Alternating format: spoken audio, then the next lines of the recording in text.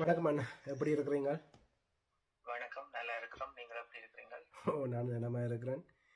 இன்றைக்கான எங்கட தேசத்தில் எங்களோட காவல் தெய்வம் எங்களோட தேசத்தில் வச்ச 69வது பிறந்த நாள்.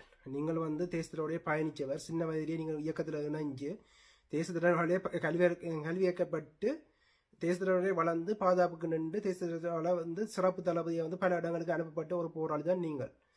உங்களுக்கு இந்த நாளில் உங்களுக்கு தான் தேசத்தை பற்றி கன விடயங்கள் தெரியும். அதில் எங்களோட தேசத்தை பற்றி சில வார்த்தைகள் பகிர முடியும். நீங்கள் ஏற்கனவே முதலே 2 வருஷம் முதலே நீங்கள் ஒரு காணொலி போட்டிருக்கிறீங்க. அதில் தேசத்தை குணபாகங்களை நீங்கள் வெளிப்படுத்திருக்கீங்க. பார்க்காதாக்கள் 2 வருஷத்துக்கு முதல் தரன் தமிழண்டா யூடியூப் சேனலில் போய் பாருங்கள். தேசத்தை இந்த இது இருக்குது. நான் எப்போது ஒருக்கா திருப்பி அந்த இதை திருப்பி போடுறேன். இப்போ போராளி என்ன கதைப்பார் தேசத்தை பற்றி. எங்களுடைய தேசிய தலைவருடைய இந்த அகவை நாள்ல முக்கியமா நாங்கள் இந்த ஆண்டு பேச போற விடயம் இந்த இறுதி தருணத்துல அவர் எவ்வளவு உறுதியோடு இருந்தார் என்றதுதான் நாங்கள் பேச போறோம். ஏனென்றால் அத்தனை சுமைகளையும் தாங்கி ஒரு தலைவர் என்பவர் அதை எப்படி அந்த இறுதி வரை பயணித்தார் என்பதுதான் நாங்கள் முக்கியமாக ஒவ்வொருவர்கள் தெரிந்து கொண்டால் எங்களுடைய குடும்பத்தில் வருகின்ற சிறு சிறு பிரச்சனைகளை கூட நாங்கள் ஒவ்வொருவரும் அதை மிக இயல்பாக கடந்து செல்ல முடியும்.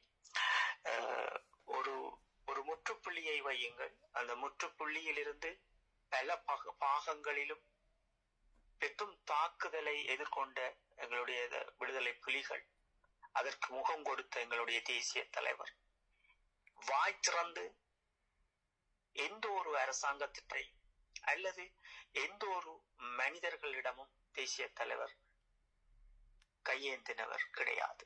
இந்த போராட்டத்தை நிறுத்த வேண்டும் அல்லது பயமாக இருக்கிறது அல்லது இந்த போர் வடிவம் மாற வேண்டும் என்கின்ற அடிப்படையில் அவர் கெஞ்சியதும் கிடையாது.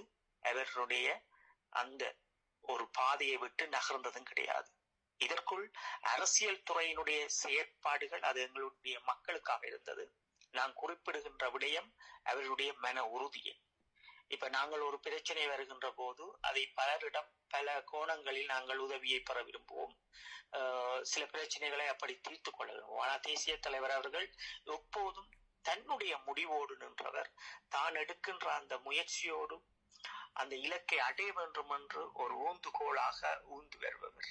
அப்ப அந்த அடிப்படையில் தான் நாங்கள் எங்களுடைய களமுனைகளில் நின்று போராடுகின்ற போது அத்தனை போராளிகளும், நாங்கள் இதில் தளபதிகளோ அல்லது பொறுப்பில் இருந்தவர்கள் என்று அடிப்படையில் தேசிய தலைவர் பார்க்காது. தன்னுடைய குழந்தைகளை எல்லோருமே இந்த விடுதலை புலிகள் என்று சீருடை அணிந்து தேசிய தலைவரால் அந்த பயிற்சியை வழங்கி அந்த பயிற்சியை எடுத்து அவர்கள் எப்போதும் தேசிய தலைவருடைய உறுதிமொழியை எடுத்தவர்கள் அந்த உண்மையான விடயத்தை புரிந்து கொள்வார்கள். தேசிய தலைவர் எப்படி எங்களோடு பயணித்தார் என்பதும் அவருடைய மன உறுதியை. ஆனால் இன்று ஒரு சிலர் இன்று கூவிக்கொண்டிருக்கின்றார்கள், துவாரகா அவர்கள் எங்களை கூப்பிட்டார், அவரை கூப்பிட்டார், நாங்கள் ஒரு வேலை திட்டத்தை செய்கின்றோம் என்று புழுகிக் கொண்டு யாரோ ஒருவரை அடையாளப்படுத்துவதற்காக என்று எங்கள் தேசிய தலைவர் மேல் ஒரு சேத்தை இன்று பூச முற்படுகின்றார்கள். தேசிய தலைவர் என்பவர் எப்போதுமே தானாக தனக்குரிய அடையாளத்தை உங்களுக்கு, இந்த மக்களாகிய உங்களுக்கு எப்போதும் காட்டியவர். எமக்கும் அப்படித்தான். எந்த ஒரு விடயமாக இருந்தாலும் சரி, எந்த ஒரு கள நுட்பமாக இருந்தாலும் சரி, அதை நேரடியாக அழைத்து இதை இப்படி செய்யுங்கள் என்று வலியுறுத்துகின்ற ஒரு அடையாளத்தை பெற்றவர் தான் எங்களுடைய தேசிய தலைவர் அவர்கள். அப்ப இடையில் ஒரு தரகரை வைத்துக் கொண்டு எந்த ஒரு வேலை திட்டத்தையும், எந்த ஒரு போர் முனையையும், எந்த ஒரு வேலை திட்டத்தையும் தேசிய தலைவர் அவர்கள் செய்தது கிடையாது. நீங்கள் அறிந்திருப்பீர்கள். நீங்கள் நிறைய விடயங்களை தேசிய தலைவரை பற்றி புரிந்திருப்பீர்கள். எப்போதுமே தன்னை குளிபறித்தவர்களை கூட தேசிய தலைவர் விமர்சித்திருக்க மாட்டார். அப்படிப்பட்ட ஒரு மாமனிதர் இறுதி தருணத்தில் 5ஆம் மாதம் 2ஆம் திகதி, 3ஆம் திகதி, 4ஆம் திகதிகள் என்று அந்த திகதிகள் கடந்து செல்லுகின்ற போதெல்லாம் புதுமாத்தளனில் வைத்து எங்களுடைய கனகர ஆயுதங்கள், எங்களுடைய இராணுவ வாகனங்கள் எல்லாம் உடைத்து எறிகின்ற போதும், கிளமர வைத்து உடைகின்ற போதும், அதன் பின் உலக தேசத்தில் இருந்து வந்த அந்த செய்தியாளர்கள் அவர்களினுடைய படங்கள் நான் உங்களுக்கு தந்திருக்கின்றேன். அந்த செய்தியாளர்கள் வந்து சிங்கள தேசத்தால் அவர்களால் அங்கே வரப்பட்டு புதுமாத்தளனுக்கு விடுதலை புலிகளினுடைய தந்திரோபாயங்களையும் அவர்கள் குறுகிய வட்டத்திற்குள் தான் இருக்கிறார்கள், இத்தனை நாட்களோடு நாங்கள் இந்த போரை முடிப்போம் என்று வெளியிட்ட பிறகும் எங்களுடைய தேசிய தலைவர் நிலை குலையாது அந்த இடத்தில் நின்று எமக்குரிய கட்டளைகளை வழங்கி கொண்டிருந்தார். ஒரு புறமாக புதுமாத்தளன் இங்கே பார்க்கின்ற போது நாங்கள்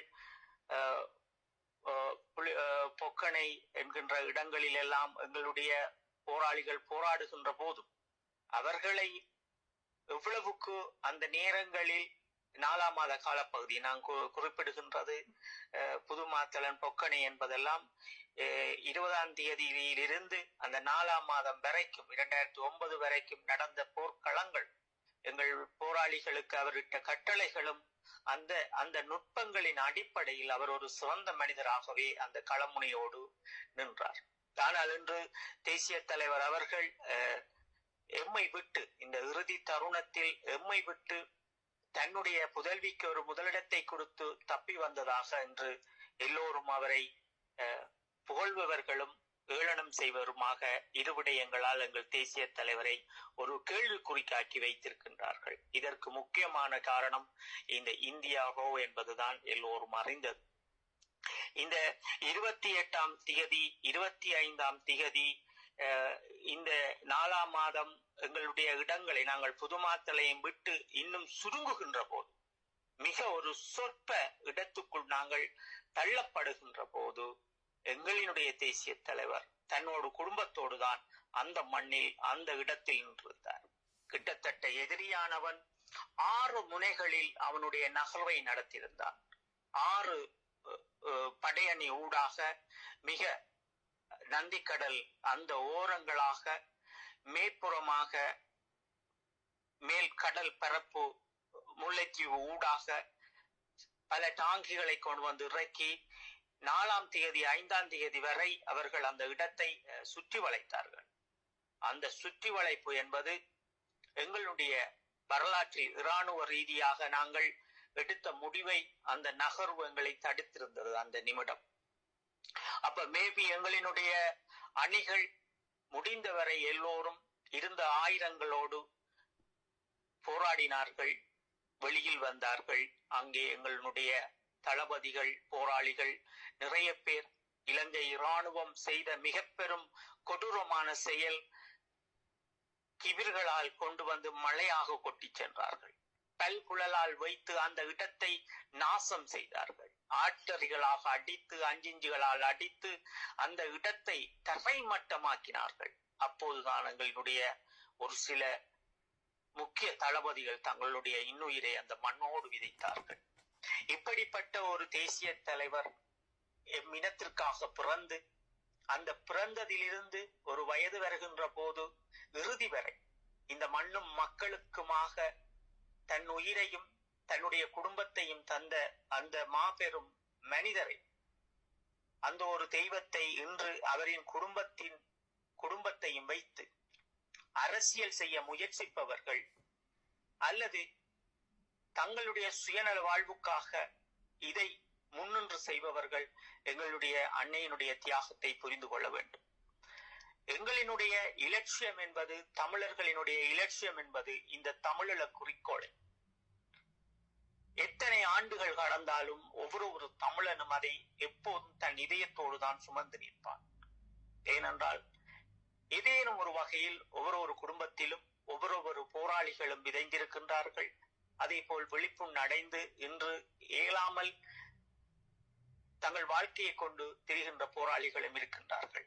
எங்களுடைய தேசிய தலைவர் அவர்கள் இருந்தால் இறைவன், இல்லையேல் அவர் ஒரு தலைவன் என்ற வார்த்தையை நாங்கள் பாவிப்பதை விட எங்களுடைய தேசிய தலைவர் அவர்கள் இந்த நிஜத்திலேயே திரையில் வாழாது இந்த நிஜத்திலேயே எங்கள் மண்ணில் வாழ்ந்து முடித்த ஒரு உன்னதமான ஒரு அற்புதமான ஒரு மனிதரை நாங்கள் இந்த நாளில் அவரினுடைய அகவை நாளில் அண்ணாவினுடைய அந்த களமுனைகளை நாங்கள் நிறைய பகிர்ந்து கொள்ள வேண்டும். காரணம் என்னவென்றால் இறுதி தருணத்தில் என்ன நடந்தது என்பதை வெளிப்படுத்துவதற்கு கூட நாங்கள் முடியலாத